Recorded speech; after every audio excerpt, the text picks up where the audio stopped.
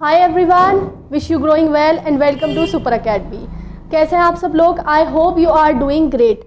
हमने प्रेसिडेंट वाला लेक्चर बिल्कुल ब्रॉडली कवर किया है, बहुत अच्छे से मैंने आपको समझाया है, लेकिन मैंने सोचा आप एग्ज़ाम आपके आ रहे हैं तो उसके लिए थोड़ा टॉपिक को ब्रॉडली कवर करना तो आपके लिए इम्पॉर्टेंट है ही है, लेकिन एग्ज़ाम के लास्ट में क्विक रिवीजन भी होना चाहिए ताकि जो मेन पॉइंट्स हैं वो आपको एग्ज़ाम के टाइम पर याद आ जाए। इसीलिए मैंने ये वाली वीडियो का सोचा कि आपको जितना भी मैंने राष्ट्रपति वाले में पढ़ाया है उसको एक छोटी वीडियो में कंसाइज कर दिया जाए और आपके लिए रिवीजन नोट्स बना दिए जाए। ठीक है, तो इस वाली वीडियो में राष्ट्रपति वाला जो चैप्टर मैंने आपको पढ़ाया था उसके एक क्रिस्प और क्विक रिवीजन वाले नोट्स बनाएंगे।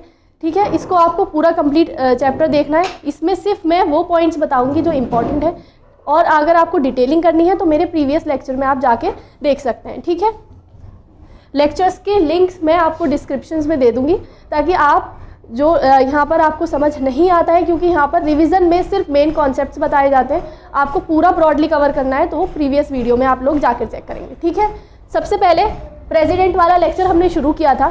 ठीक है, उसमें मैंने आपको बताया था हमारा भाग 5 शुरू होता है, जहाँ से सबसे पहले हम प्रेसिडेंट शुरू करते हैं। इसका भी मैंने फ्लो चार्ट अपना राष्ट्रपति वाला जब लेक्चर शुरू किया था तो उसमें सबसे पहले आपको फ्लो चार्ट ही बनवाया था। प्लीज़ अगर किसी ने वो लेक्चर नहीं देखा है, वो फ्लो चार्ट नहीं बनाया है, तो प्लीज़ आप वो बना लीजिए। उससे यह है कि आपकी जो हमारा भाग 5 है वो क्लेरिफाई हो जाएगा। मैंने उसको अलग अलग सब पार्ट्स में डिवाइड करके अच्छे से आर्टिकल्स को क्लेरिफाई किया है, तो प्लीज़ आप जाके पहले फ्लो चार्ट को ज़रूर से बना लेना। यहाँ पर मैं उसको नहीं बनाऊँगी क्योंकि टाइम लगता है। ठीक है, आज वॉल्यूम थोड़ी डाउन रहेगी क्योंकि थोड़ा हेल्थ इशू है। ठीक है, आप लोग एडजस्ट करेंगे और मुझे यकीन है कि आप थोड़ा सपोर्ट भी करेंगे। ठीक है, तो शुरू करते हैं अपना ये वाला लेक्चर। रिवीजन क्लास है ये। ठीक है, रिवीजन किसका करेंगे हम? प्रेसिडेंट।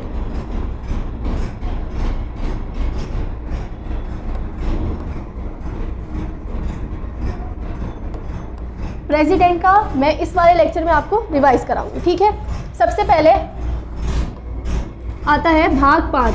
भाग 4 तक मैंने आपको हर वीडियो के शुरू में आपको एक चार्ट बनवाया, उसको ज़रूर बना लेना। इसमें भाग 5 शुरू करेंगे।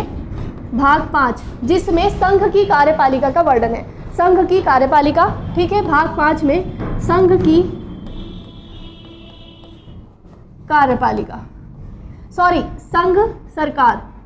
संघ सरकार का वर्णन है। संघ सरकार का वर्णन है, जिसमें इसको मैंने 5 अध्याय या 5 सब पार्ट्स में डिवाइड किया है। वो मैंने अपनी राष्ट्रपति वाला लेक्चर जब शुरू किया था तो उसकी पहली वीडियो, शायद वो वाली वीडियो 35 क्लास 35 है। ठीक है, 35 या 36 है, आप लोग उसको चेक करेंगे। उसमें बनवाया था। अध्याय 5 मैंने लिखवाए हैं। इसका हम पहला अध्याय यहाँ पर लिखूंगी क्योंकि ये राष्ट्रपति से रिलेटेड है। अध्याय 1 में संघ की कार्यपालिका का वर्णन है। संघ की कार्यपालिका, संघ की कार्यपालिका। ठीक है, संघ की कार्यपालिका का वर्णन है। संघ की कार्यपालिका आर्टिकल 52 से लेके 78, यानी आर्टिकल 52 से लेके 78 तक संघ की कार्यपालिका का वर्णन दिया गया है भाग 5 में। ठीक है, 52 से 78 तक कंप्लीट, ये आप जाकर उसमें चेक करेंगे। जो भाग 5 है वो आर्टिकल 52 से 151 तक है। भाग 5 52 से 151 तक के आर्टिकल्स को कवर करता है, और आर्टिकल 52 से 78 संघ की कार्यपालिका का वर्णन है। संघ की कार्यपालिका का वर्णन है। संघ की कार्यपालिका में कौन कौन शामिल है? राष्ट्रपति,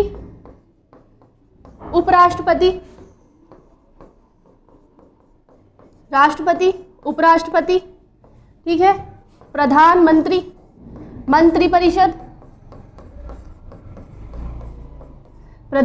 मंत्रिपरिषद और अटॉर्नी जनरल ऑफ इंडिया, यानी भारत के महान्यायवादी।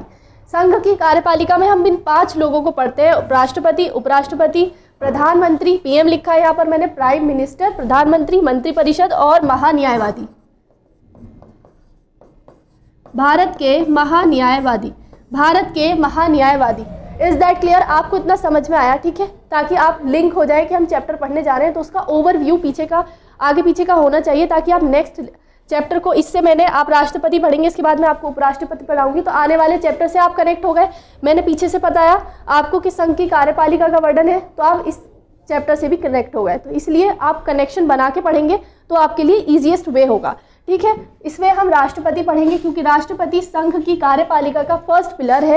राष्ट्रपति संघ की कार्यपालिका का फर्स्ट पिलर है, इसलिए हम राष्ट्रपति को यहाँ पढ़ते हैं पहले। ठीक है, आई होप इतना आपकी क्लियर होगा। नेक्स्ट क्लास को जल्दी जल्दी कंप्लीट करेंगे क्योंकि ये रिवीजन क्लास है। ठीक है, राष्ट्रपति,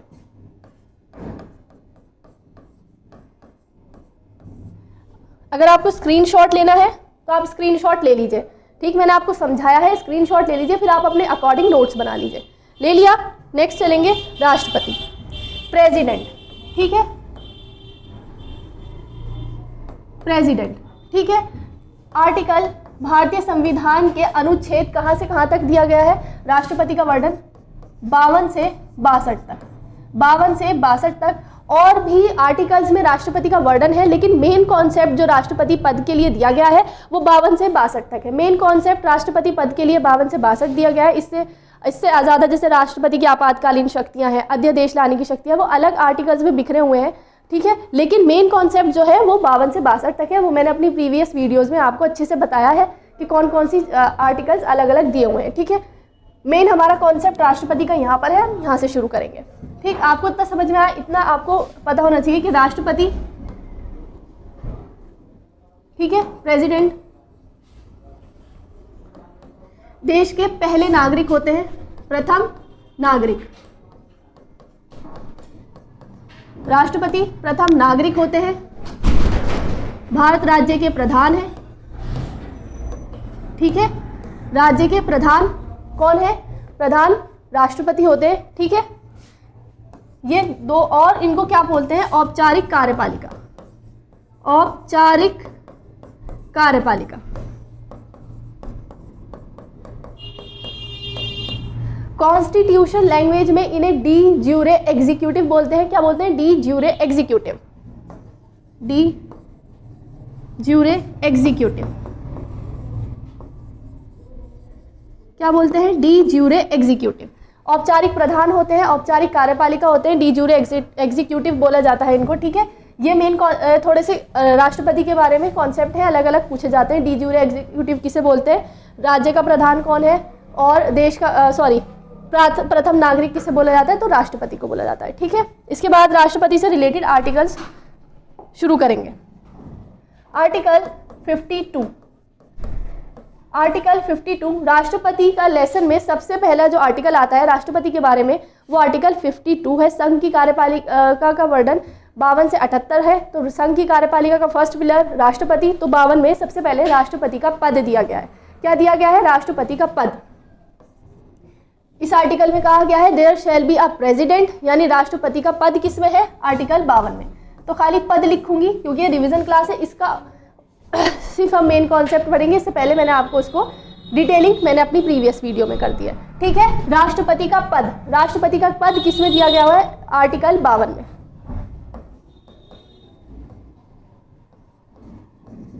आर्टिकल 53, आर्टिकल 53 यानी 53 कहता है कि संघ की कार्यपालिका शक्तियां राष्ट्रपति में निहित होंगी। संघ की कार्यपालिका शक्तियां राष्ट्रपति में निहित होंगी और उनका प्रयोग मंत्रिपरिषद की सलाह पर करेगा। संघ की कार्यपालिका शक्तियां किस में निहित होंगी?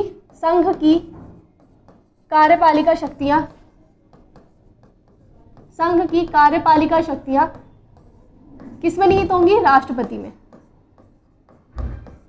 राष्ट्रपति में निहित होंगी, राष्ट्रपति में निहित होंगी। और वो उनका प्रयोग मंत्रिपरिषद की सलाह पर करेंगे, मंत्रिपरिषद की सलाह पर करेंगे। निहित होंगी और मंत्रिपरिषद की सलाह पर करेंगे।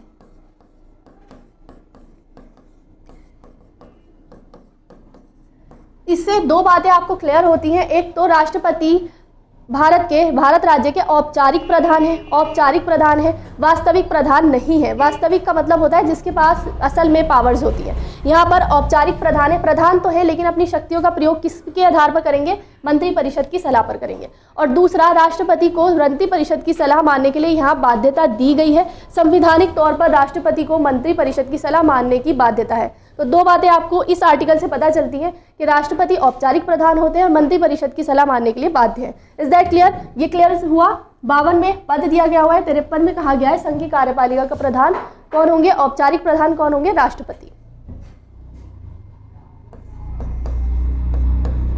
54 आर्टिकल 54 में निर्वाचक मंडल यानी राष्ट्रपति के निर्वाचन की चर्चा है। राष्ट्रपति के निर्वाचन की, निर्वाचन यानी राष्ट्रपति का निर्वाचक मंडल या राष्ट्रपति का निर्वाचन किसमें दिया गया है, आर्टिकल 52 में। यानी इलेक्टोरल कोलाज, राष्ट्रपति का इलेक्टोरल कोलाज या निर्वाचक मंडल किस किस से मिलकर बनेगा, ये वर्णन किसमें दिया गया है, आर्टिकल 52 में निर्वाचन की चर्चा है। अब आपको पता होना चाहिए राष्ट्रपति के निर्वाचन में कौन कौन भाग लेता है। लोकसभा के निर्वाचित सदस्य, ठीक है। इसी तरह राज्यसभा के निर्वाचित सदस्य,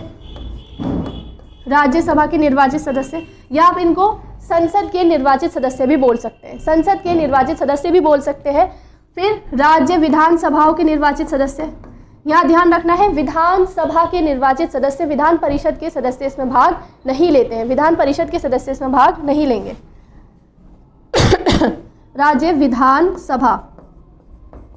राज्य विधानसभा के निर्वाचित सदस्य, मैंने कॉमा लगाया है, ठीक है। लोकसभा के निर्वाचित सदस्य, मनोनीत सदस्य इसमें भाग नहीं लेंगे।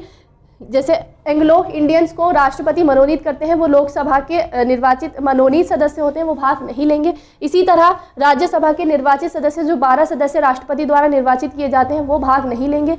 दोनों सदनों के निर्वाचित सदस्य भाग लेंगे जिनको जनता ने निर्वाचित करके भेजा है, क्योंकि राष्ट्रपति का निर्वाचन अप्रत्यक्ष तौर पर किया जाता है। जनता के प्रतिनिधि जिनको जनता ने चुना है वो जनता के बिहाफ पर राष्ट्रपति का निर्वाचन करते हैं। इसीलिए इसके दोनों सदनों के निर्वाचित सदस्य, राज्य विधानसभाओं के निर्वाचित सदस्य और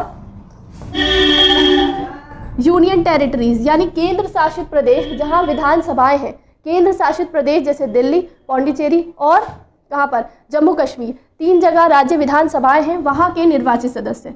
यानी यूनियन टेरिटरीज के विधानसभा, जहाँ यूनियन टेरिटरी केंद्र शासित प्रदेशों में विधानसभाएं हैं, वहाँ के निर्वाचित सदस्य राष्ट्रपति के इलेक्टोरल कोलाज के हिस्सेदार होते हैं। विधानसभा के निर्वाचित सदस्य भाग लेते हैं। तो निर्वाचक मंडल किससे बिना, संसद के निर्वाचित सदस्य, राज्य विधानसभा के निर्वाचित सदस्य और यूनियन टेरिटरीज के निर्वाचित सदस्य राष्ट्रपति के निर्वाचन में भाग लेते हैं। तो आर्टिकल 52 में निर्वाचन के बारे में इतना कहा गया है, ठीक है। इसके बाद चलते हैं, इसका स्क्रीनशॉट ले लो।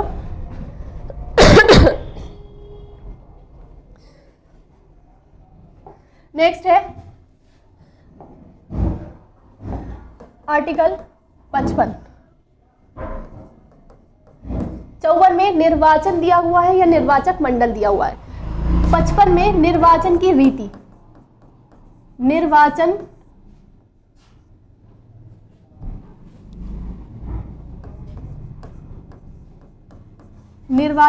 की रीति दी गई है। निर्वाचन की रीति, राष्ट्रपति का निर्वाचन किस पैटर्न पे किया जाएगा, ठीक कौन सी पद्धति अपनाई जाएगी, इसकी चर्चा किसमें दी गई है, राष्ट्रपति के निर्वाचन की रीति में दी गई है, आर्टिकल 56 में दी गई है। अब राष्ट्रपति के निर्वाचन के लिए कौन सा पैटर्न फॉलो किया जाता है, क्या पद्धति अपनाई जाती है, क्या मेथड है, ये इसमें बताया गया है। किस पद्धति के अनुसार किया जाता है, आनुपातिक प्रतिनिधित्व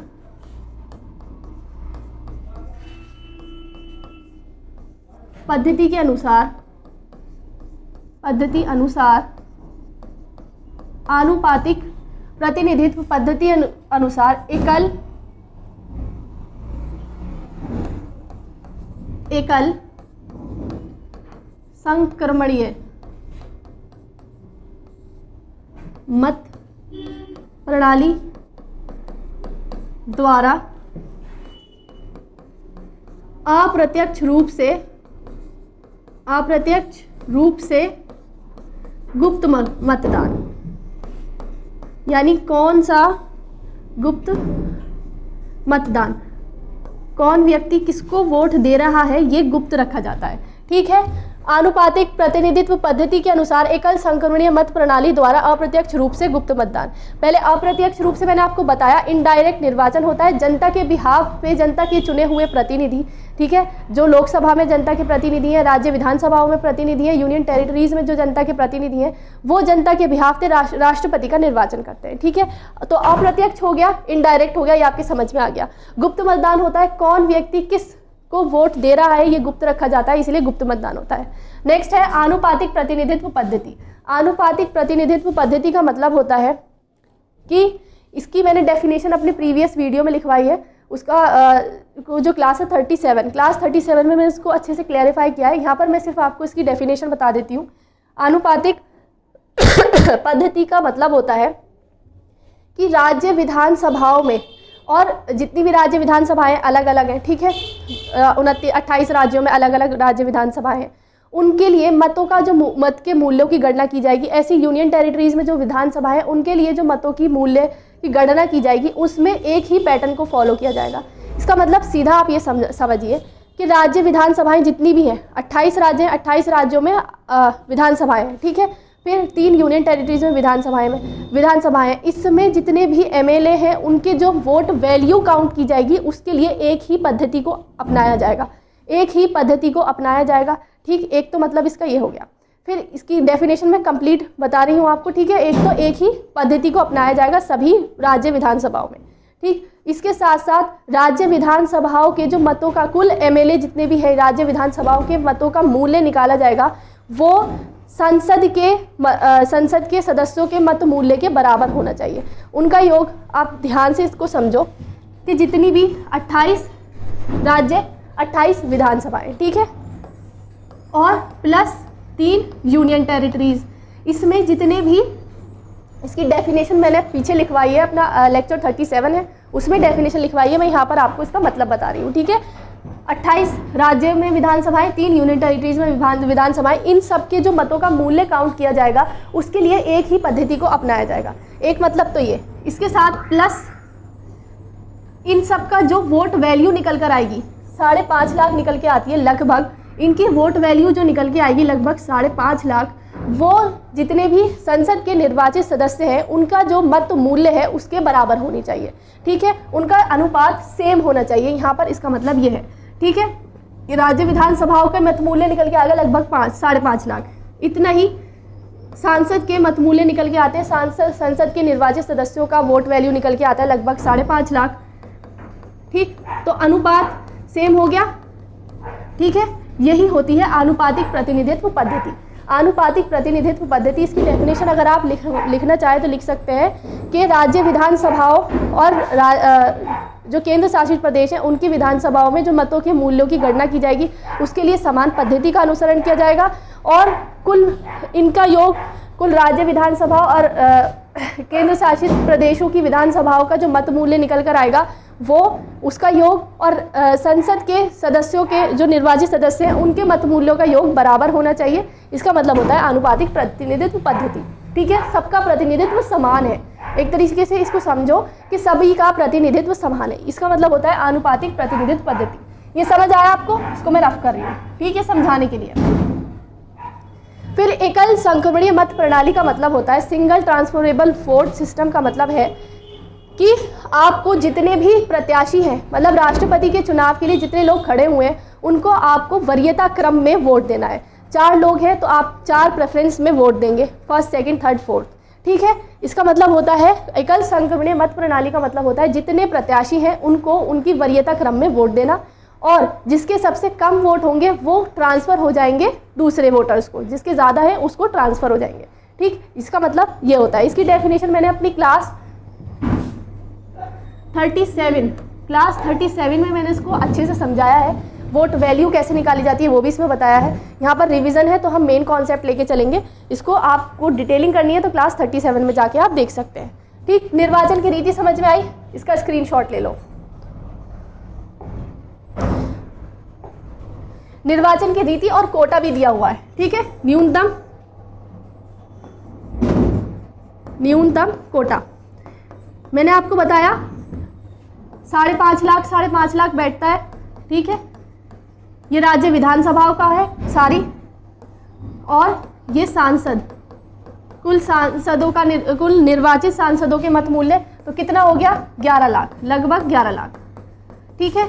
तो 11 लाख कुल वोट वैल्यू है। इसको किसी भी प्रत्याशी को जीतने के लिए 11 लाख में 11 लाख का 50% प्लस वन चाहिए। 11 लाख का 50% प्लस वन चाहिए उनको जीतने के लिए, ठीक। ये हो गया न्यूनतम कोटा। जिस भी प्रत्याशी को जीतना है उसको 50% वोट, ठीक है, 50% प्लस 1 वोट चाहिए। ये हो गया न्यूनतम कोटा। इसका वर्णन किसमें है? आर्टिकल 55 में। अब आर्टिकल 56 नेक्स्ट है हमारा आर्टिकल 56। आर्टिकल 56 में राष्ट्रपति के कार्यकाल की चर्चा है। कार्यकाल, राष्ट्रपति का कार्यकाल। राष्ट्रपति का कार्यकाल कितने वर्ष का होता है? 5 वर्ष का होता है। राष्ट्रपति का कार्यकाल कितने वर्ष का होता है? 5 वर्ष का होता है।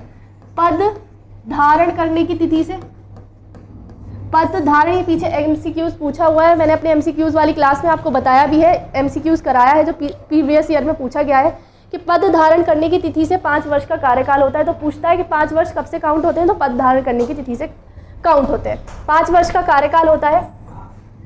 अब उसको 5 वर्ष से पूर्व भी हटाया जा सकता है। हटाया जा सकता है महाभियोग द्वारा। वो खुद भी त्याग पत्र दे सकते हैं, और मृत्यु, अगर किसी की आकस्मिक मृत्यु हो जाती है तो भी उनका पद खाली हो जाता है, ठीक है। तो ये किस में वर्णन दिया गया है? कार्यकाल में। किसमें? आर्टिकल 56 में। अगर उनकी आकस्मिक मृत्यु हो जाती है, ठीक है, तो उसके लिए निर्वाचन या महाभियोग द्वारा उनको हटाया जाता है। त्याग पत्र दे दें या आकस्मिक मृत्यु हो जाए तो इन सब में उपराष्ट्रपति कार्यवाहक की भूमिका निभाते हैं। और इस जितने राष्ट्रपति का पद खाली रहता है उसमें 6 महीने के अंदर अंदर निर्वाचन कराना राष्ट्रपति पद के लिए अनिवार्य है। तो कार्यकाल, उनका पद कार्यकाल मैंने आपको बताया, ठीक है, 5 वर्ष का होता है। 3 स्थितियां संविधान में दी गई हैं, महाभियोग, त्यागपत्र और आकस्मिक मृत्यु, जिसमें उनका पद खाली होता है। तो 6 माह के अंतर्गत उनके लिए निर्वाचन कराना अनिवार्य है, ठीक है। किसमें चर्चा दी गई है? आर्टिकल 56 में। फिर आर्टिकल 57, दोबारा निर्वाचन। दोबारा निर्वाचन, दोबारा निर्वाचन की चर्चा किसमें दी गई है? आर्टिकल 57 में। आर्टिकल 57 कहता है राष्ट्रपति का दोबारा निर्वाचन किया जा सकता है, लेकिन कितनी बार निर्वाचन किया जाएगा इसका प्रावधान संविधान में नहीं है। इसका प्रावधान संविधान में नहीं है कि राष्ट्रपति को कितनी बार निर्वाचित किया जा सकता है। सिर्फ इतना कहा गया है कि राष्ट्रपति का दोबारा निर्वाचन संभव है, ठीक है। और यूएस का जो संविधान है उसमें 2 बार से अधिक किसी भी व्यक्ति को राष्ट्रपति नहीं बनाया जा सकता। लेकिन ऐसी हमारे यहाँ परंपरा है, परंपरा संविधान में उल्लेख नहीं है। भारतीय परंपरा के अनुसार 2 बार से अधिक किसी को राष्ट्रपति नहीं बनाया गया, ठीक है। तो दोबारा निर्वाचन, संविधान केवल दोबारा निर्वाचन का प्रावधान करता है, लेकिन भारतीय परंपरा के अनुसार 2 बार से अधिक निर्वाचन नहीं किया जा सकता। और जो यूएस है यानी कि संयुक्त राज्य अमेरिका, वहाँ केवल 2 बार किसी व्यक्ति को प्रेसिडेंट बनाया जा सकता है, ठीक है। आर्टिकल 57 समझ में आया। इसके बाद आर्टिकल 58। आर्टिकल 58 में राष्ट्रपति पद के लिए योग्यताएं दी गई हैं। राष्ट्रपति पद के लिए योग्यताएं किसमें दी गई हैं? आर्टिकल 58 में। योग्यताएं, योग्यताएं क्या है? भारत का नागरिक होना चाहिए, भारत का नागरिक हो, 35 वर्ष की आयु पूरी कर चुका हो, लोग 35 वर्ष आयु, ठीक है, उनकी आयु 35 वर्ष से ऊपर होनी चाहिए, 35 वर्ष की आयु पूरी कर चुके हों, लोकसभा का सदस्य निर्वाचित होने की योग्यता उनके अंदर होनी चाहिए। यानी लोकसभा के सदस्य निर्वाचित होने की उनके पास योग्यता होनी चाहिए। और 50 प्रस्तावक और 50 अनुमोदक, 50 प्रस्तावक और 50 अनुमोदक होने चाहिए। पहले इसको समझो, नागरिक होना चाहिए, भारत का नागरिक होना चाहिए। लेकिन एग्जाम में आपसे पूछा जा सकता है कि भारतीय नागरिक केवल जन्म के आधार पर होना चाहिए, अन्य आधारों पर भी नागरिकता को स्वीकार किया जा सकता है। देखो, भारत में ऐसा प्रावधान है कि अगर कोई व्यक्ति जन्म से नागरिक है तो वो तो एक क्राइटेरिया कंप्लीट करता ही है।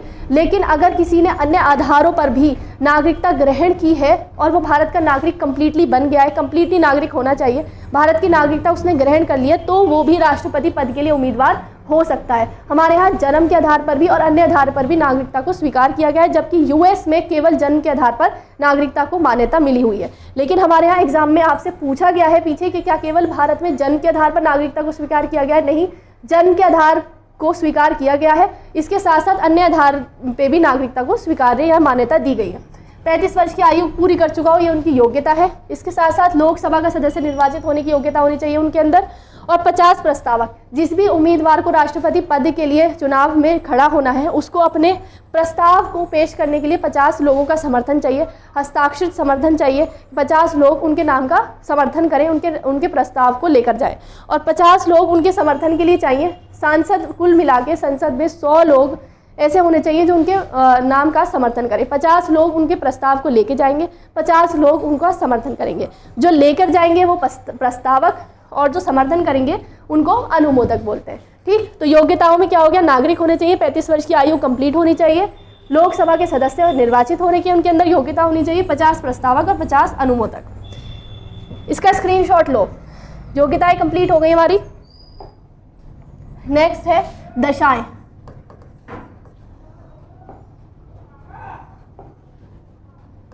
(58) में योग्यताएं दी हुई है, 59 में दशाएं दी गई है। दशाएं, राष्ट्रपति पद के लिए कौन कौन सी दशाएं होनी चाहिए?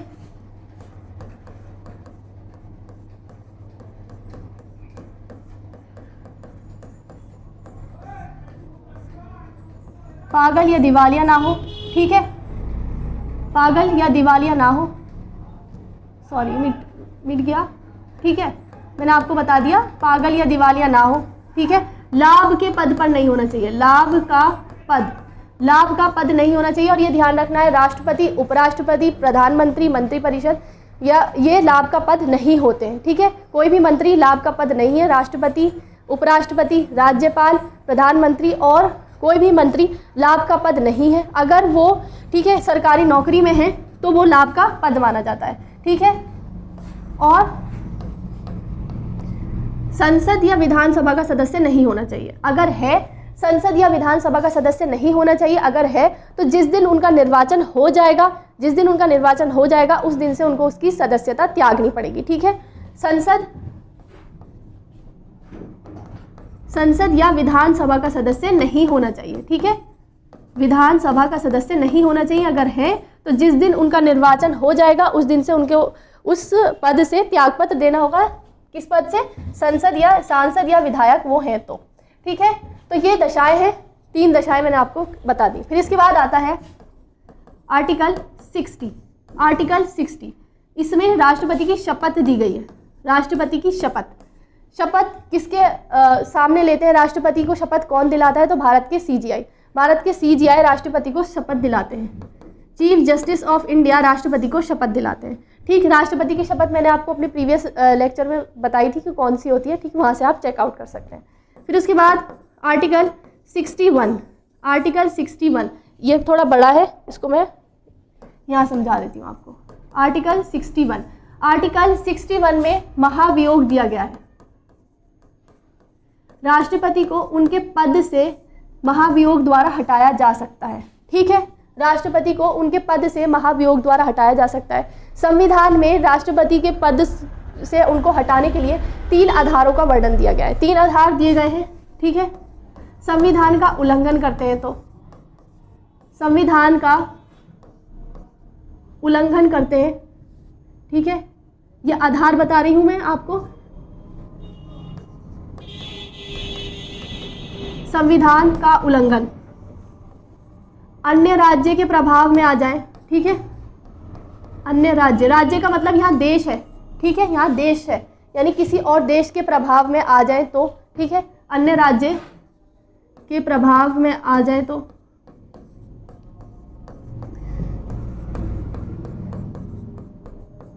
ठीक है, या उनका मानसिक संतुलन या मानसिक स्थिति खराब हो जाए तो,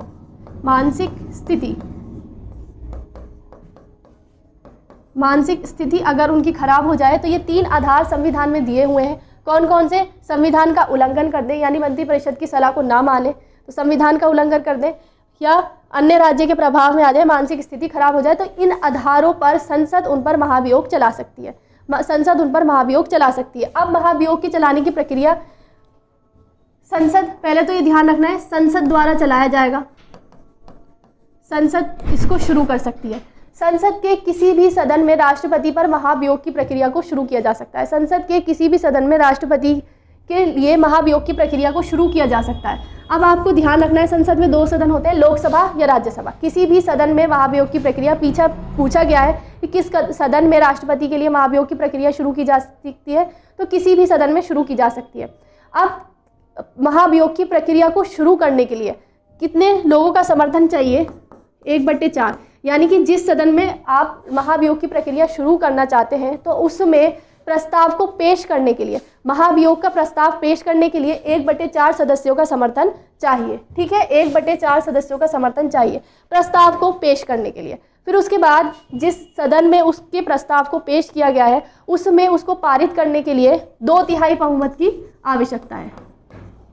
2/3 पहले पेश करेंगे तो 1/4 सदस्यों का समर्थन, फिर जब पारित करेंगे तो 2/2 सदस्यों का समर्थन उस सदन में चाहिए। मान लो एग्जाम्पल हमने लिया कि लोकसभा में प्रस्ताव पेश किया गया, लोकसभा में, ठीक है, तो 1/4 सदस्यों का समर्थन, फिर वहाँ से 2/3 सदस्यों ने समर्थन कर दिया तो ये प्रस्ताव लोकसभा में पारित हो गया। अब लोकसभा से जब ये राज्यसभा में जाएगा तो 14 दिन पूर्व इसकी सूचना राष्ट्रपति को दी जाएगी ताकि वो अपना पक्ष रख सकें। स्वयं भी रख सकते हैं, अपने किसी प्रतिनिधि को भी भेज सकते हैं। 14 दिन पूर्व राष्ट्रपति को उसकी सूचना दी जाएगी। फिर उसके बाद ये राज्यसभा में जाएगा, फिर राज्यसभा इस पर विचार करेगी और राज्यसभा में भी 2/3 सदस्यों का समर्थन चाहिए इसको पारित करने के लिए। इसको पारित करने के लिए 2/3 सदस्यों का समर्थन चाहिए और जब ये समर्थन मिल जाएगा तो इन पर महाभियोग सिद्ध हो जाएगा।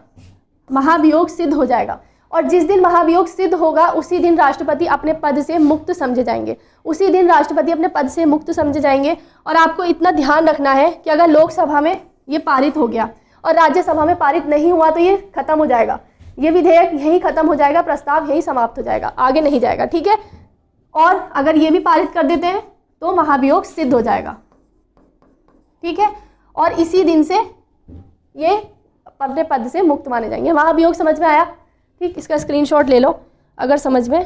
ठीक है, फिर इसके बाद नेक्स्ट आर्टिकल लास्ट 62, आर्टिकल 62 में राष्ट्रपति के पद की रिक्तियां दी गई हैं कि किन किन अवस्थाओं में राष्ट्रपति का पद रिक्त होगा।